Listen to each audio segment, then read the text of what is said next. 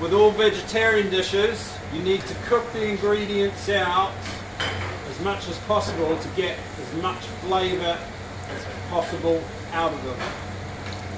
So, if you just think it's pastry, it's celeriac, it's leek, it's mushroom, if you don't cook it right down, and put things like butter and olive oil in it, and season it really well, it's not going to taste too much. Okay? So in the first pan, I've got diced celeriac. It's just under half a celeriac with butter, salt and pepper in there. That's just to get some flavour coming out of it from sweating it. In here I've got butter and olive oil with the leeks. I'm going to cook them right down. See how they're starting to go soft now. So I add the garlic and the mushrooms. And this pan here, the leek and mushrooms, that needs to sweat out for about 15 minutes. Okay?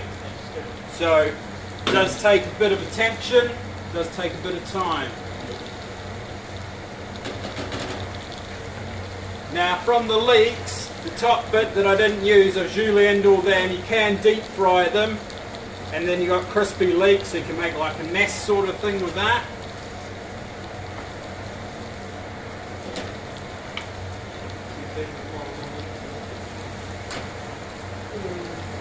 Now when both of these have cooked out and cooled down, now press them into this bowl here lined with cling film, so all the celeriac will get pushed on the base, and then the leek filling will go in there. Going to chill it down, roll out our pastry onto the pastry, another piece of pastry over the top, and then we're going to score it, make it look really neat, loads of egg wash. Okay? Right at the end of the leeks and mushrooms cooking, that's when I'm going to crumble the blue cheese into it. Okay? Stilton blue cheese is flipping expensive, so please be careful with it. Is it nice? Yeah, well I think it's really nice. But, so, as you can see, the leeks and mushrooms are cooking right down. That tells you by the time it's finished cooking there's not actually going to be that much there. The celeriac's roasting nice now. Now I know the recipe says cover with water, boil it down and then roast it in the oven. I'm not going to roast it in the oven. I'm just going to let it boil down there until just about all the liquid's gone, and then the celeriac should be just about cooked. So plenty of seasoning, get your knife cuts done really carefully. No one wants big chunks of leek, okay, so you need to just watch it and just about controlling everything you're doing. So it is quite simple in that sense. Garnish for it, we're going to do deep fried basil leaves, which is exactly that. Get some basil leaves, chuck them in fryer, and they'll go nice and crisp like cellophane. Roast red pepper coulis. I think it's half a red pepper, seeds out, roast it in the oven, bit of olive oil and salt. When it's cooked, press that red pepper through a sieve, add a tiny bit of tomato puree, olive oil to make your coulis, and that's what you're going to use to garnish your plate as well. Okay?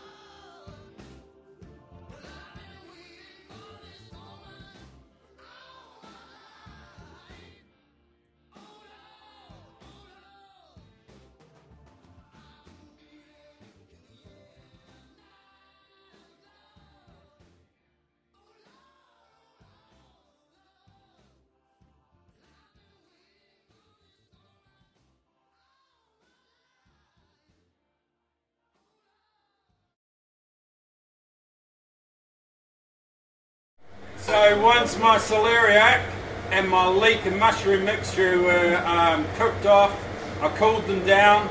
The celeriac I pushed on top of the cling film just to squash it down a bit, and then I put the leek mixture on top of that, cling film over it, back in the fridge. Okay. Some other things, so I've got basil leaves, deep fried, that's what they look like.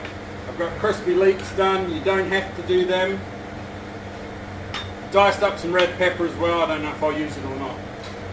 Roasted red pepper I've done here.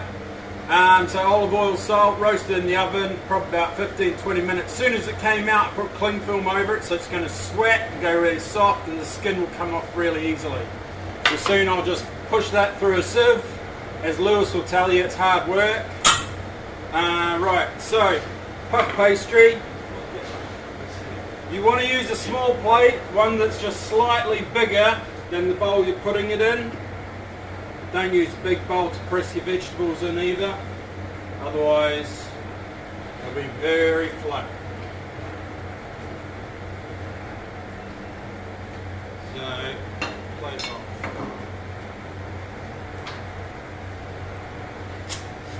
So, don't build it up on the bench, make sure you're doing it on the tray.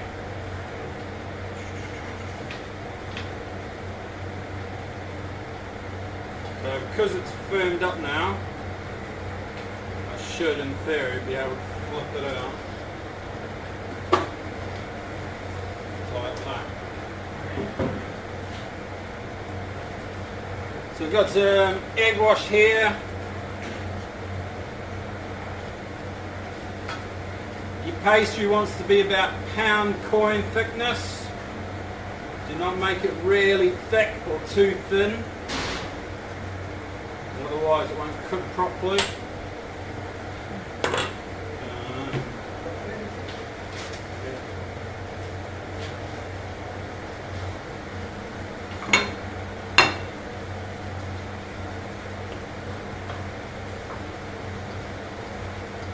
The other half of your pastry is going to make the top to your gateaux, or as your pie as you might call it.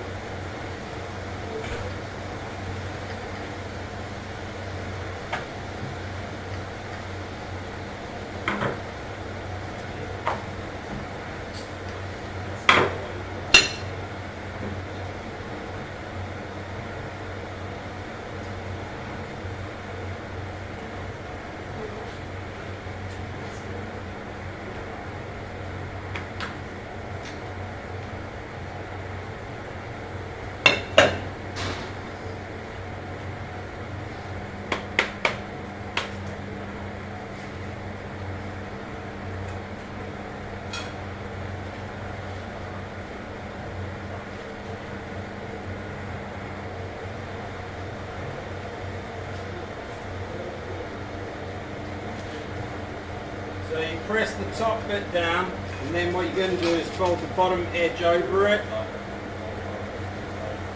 and crimp the edges as you go around.